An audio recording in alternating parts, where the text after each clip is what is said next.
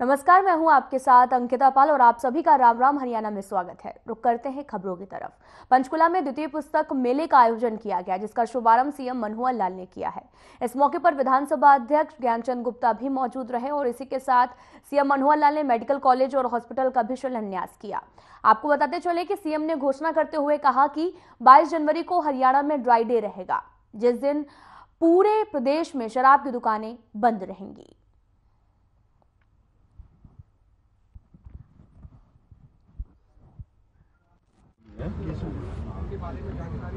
तो आपको मकर संक्रांति कल 14 जनवरी को एक उत्सव, जैसे हमारे सांस्कृतिक दृष्टि बहुत महत्वपूर्ण उत्सव रहा है, उसकी रिलेटेड बधाई।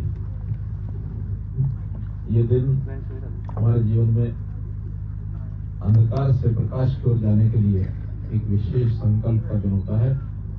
सूर्य जिसकी दिशा अभी तक दक्षिणायन की ओर जा रही होती है, इस दिन से उत्तरायण की ओर उसकी दिशा हो जाती है और इसी का एक संस्कार हमको इस दिन का होता है।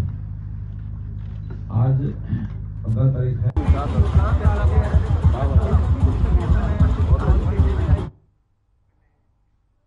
तो वहीं बीजेपी अल्पसंख्यक मोर्चा के राष्ट्रीय उपाध्यक्ष एवं हरियाणा वक्फ बोर्ड के प्रशासक जाकिर हुसैन पूर्व विधायक ने नूह निवास पर देर शाम उनकी माता का निधन हो गया, जिसके बाद में आपको बता दें कि बीजेपी हरियाणा के प्रदेश अध्यक्ष और कुरुक्षेत्र से सांसद नायब सिंह सैनी जाकिर हुसैन पूर्व विधायक के नूह निवास पर पहुंचे और जाकिर हुसैन ने माता को श्रद्धांजलि दी। उन्होंने कहा कि पूरी पार्टी की तरफ से उनकी संवेदनाएं परिवार के साथ हैं। इसी के दौरान प्रदेश अध्यक्ष नायब सिंह सैनी ने कांग्रेस पार्टी का जो है तंज कसते हुए कहा कि राहुल गांधी को अपने पूर्वज की तरफ देखना चाहिए।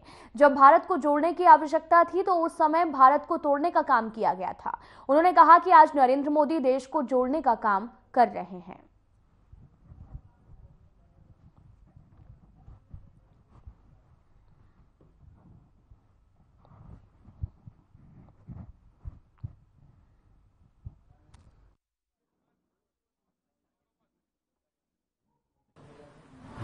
के चरणों में विराजमान होगी।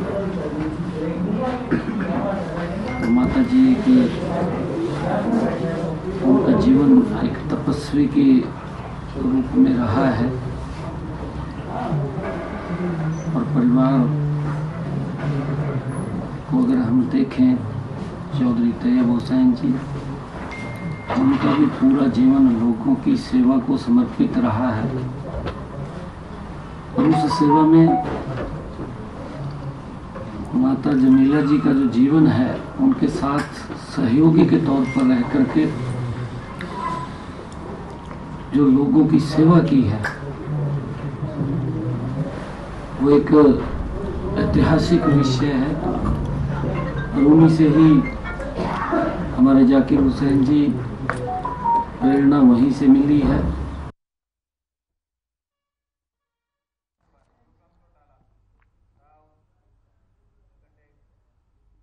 कांग्रेस के पूर्व अध्यक्ष राहुल गांधी द्वारा शुरू की गई भारत जोड़ो न्याय यात्रा पर हरियाणा के बिजली मंत्री रणजीत चौटाला ने भी तंज कसा है। बिजली मंत्री की माने तो राहुल गांधी ने चुनावों से पहले भारत जोड़ो यात्रा निकाली थी और भारत तो पहले ही जुड़ा हुआ है और एक और तो वहीं साथ ही 5 राज्यों में हुए चुनावों में जनता ने कांग्रेस को भी सबक सिखा दिया है। अब लोकसभा चुनावों से पहले भारत जोड़ो न्याय यात्रा शुरू की गई। अब न्याय अपने लिए चाहिए या फिर लोगों के लिए, जनता इसका भी जवाब 2024 के लोकसभा चुनाव में देगी और देश की जनता प्रधानमंत्री नरेंद्र मोदी के साथ है और उन्हें ही जननायक मानकर चल रही है।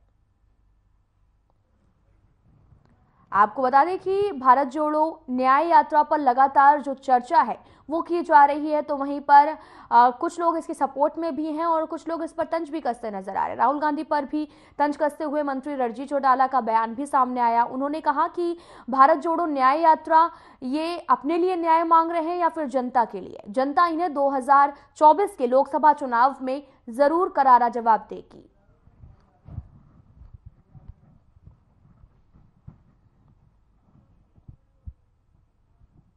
आपको बता दें कि भारत जोड़ो न्याय यात्रा 14 तारीख को शुरू हो चुकी है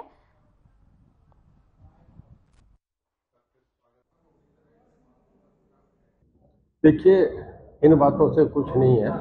मीडिया वाले भी जानते हैं, हम भी जानते हैं, कहीं भी नहीं है। घर घर कांग्रेस गुजरात में भी थी, आपका राजस्थान में भी थी, मध्य प्रदेश में भी थी, छत्तीसगढ़, कहीं घर घर तो रही नहीं, सब जगह बंद घर मिले, उन्हें कुछ मिला ही नहीं। पहले भी राहुल गांधी ने भारत जोड़ो यात्रा की शुरुआत की थी और अब भारत जोड़ो। देखिए, डेमोक्रेसी में कोई कुछ वर्ल्ड का सबसे लार्जेस्ट डेमोक्रेटिक सेक्टर है, 145 करोड़ की आबादी है, किसी को हर अधिकार है कहीं घूमने का।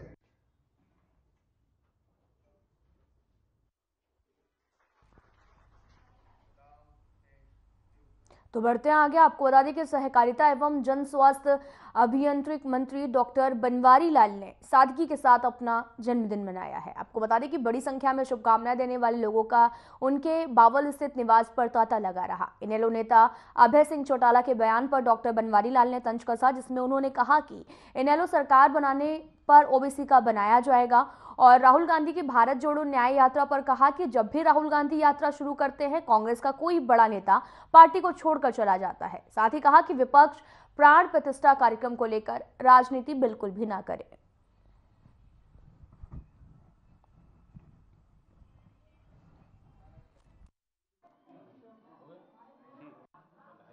देखो, 22 जनवरी को रामलला का प्राण प्रतिष्ठा का प्रोग्राम होने वाला है और पूरे देश में एक खुशी की लहर है, क्योंकि राम हमारी आस्था है और पूरे हिंदू समाज के लिए एक बहुत बड़ी मतलब पुरानी मांग थी जो अब पूरी होने जा रही है। और जो विपक्ष इस बात पर विरोध कर रहा है, तो देखो, भगवान राम तो सभी के थे, वो किसी एक पार्टी के नहीं थे, और वो बात अलग है, वो कब जाते हैं कब नहीं जाते, लेकिन भगवान में सभी को विश्वास करेंगे। हम अब नहीं, कोई कहता हम अब नहीं जाएंगे, बाद में जाएंगे, तो ठीक है, उनकी मर्जी, कभी भी जाएं।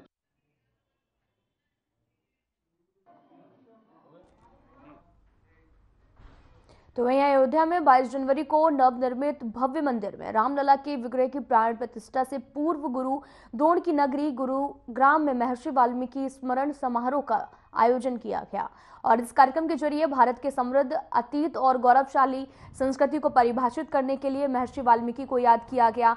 समारोह का आयोजन सामाजिक समरसता समिति ने किया। और आपको बता दें कि कार्यक्रम में मुख्य अतिथि के तौर पर बीजेपी के प्रदेश उपाध्यक्ष जीएल शर्मा ने शिरकत की। जीएल शर्मा ने कहा कि पीएम मोदी ने मकर संक्रांति से लेकर 22 जनवरी रामलला की प्राण प्रतिष्ठा तक देश के सभी मंदिरों और धर्म स्थलों की सफाई का आह्वान किया। और इसी क्रम में सबसे पहले मंदिर की सफाई की गई, जिसके बाद में महर्षि वाल्मीकि स्वर्ण समारोह का आरंभ हुआ। वहीं महाआरती के बाद में वाल्मीकि समाज के प्रबुद्धजनों, शिक्षा के क्षेत्र में उत्कृष्ट प्रदर्शन करने वाली समाज की बेटियों को सम्मानित किया गया।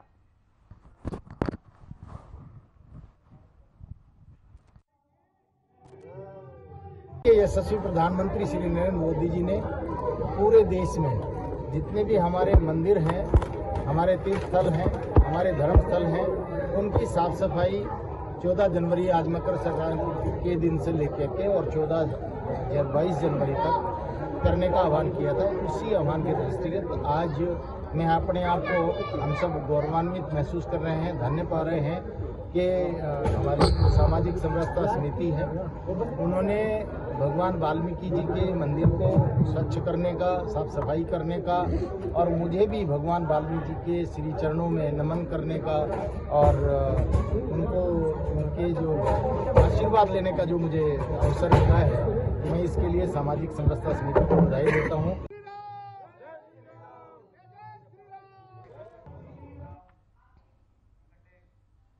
आम आदमी पार्टी के हरियाणा के वरिष्ठ उपाध्यक्ष अनुराग धागा ने प्रेस कॉन्फ्रेंस की और उन्होंने कहा कि हरियाणा में बेरोजगारी लगातार बढ़ती जा रही है। हरियाणा बेरोजगारी में आज भी नंबर 1 पर बना हुआ है। बेरोजगारी की यह समस्या गंभीर रूप भी लेती जा रही है। अभी कुछ दिन पहले सिरसा में 3 युवकों की नशे से मौत की खबर भी सामने आई। हर रोज युवाओं के नशे की चपेट में आने से खबरें आ रही हैं, जो कि बेहद चिंताजनक हैं, क्योंकि प्रदेश में लाखों युवा बेरोजगार है। सरकार ने 75% आरक्षण का जुमला फेंककर युवाओं को गुमराह किया और हल्का कानून बनाया, जो कि कोर्ट में नहीं टिक सका।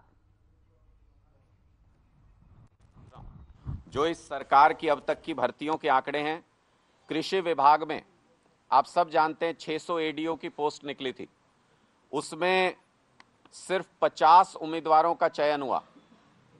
550 पोस्ट इसी तरह खाली रह गई, सिर्फ 50 उम्मीदवारों का चयन हुआ उसमें 23 पद जो थे वो जनरल कैटेगरी के थे, उसमें से 16% हरियाणा के बाहर के बच्चे सेलेक्ट हुए, हरियाणा के बाहर के लोग सेलेक्ट हुए, यानी 70% सिलेक्शन हरियाणा के बाहर के युवाओं का था। इसके बाद 2021 में एसडीओ इलेक्ट्रिकल की भर्ती हुई, 99 लोगों का सिलेक्शन हुआ, इनमें से 77 बाहर के थे, सिर्फ 22 हरियाणा के थे, यानी 78% बाहर के लोगों का सिलेक्शन हरियाणा की नौकरियों में हुआ। और ये सरकारी नौकरियों की बात मैं कर रहा हूं। लेक्चरर ग्रुप बी की टेक्निकल एजुकेशन के लिए जो भर्ती हुई, उसमें 157 में से 103 जो लोग थे वो हरियाणा के बाहर के सेलेक्ट हुए, यानी 66% हरियाणा के बाहर के लोगों का इस जॉब के लिए भी सिलेक्शन हुआ। इसके बाद आप देखें 2019 में इसी सरकार में असिस्टेंट प्रोफेसर पॉलिटिकल साइंस की भर्ती हुई थी, जिसमें 18 में से 11 लोग जो थे वो हरियाणा के बाहर के थे, यानी 61% बाहर के सिलेक्शन इस भर्ती में भी हुए। फिलहाल यहां रुकते हैं एक छोटे से ब्रेक के लिए।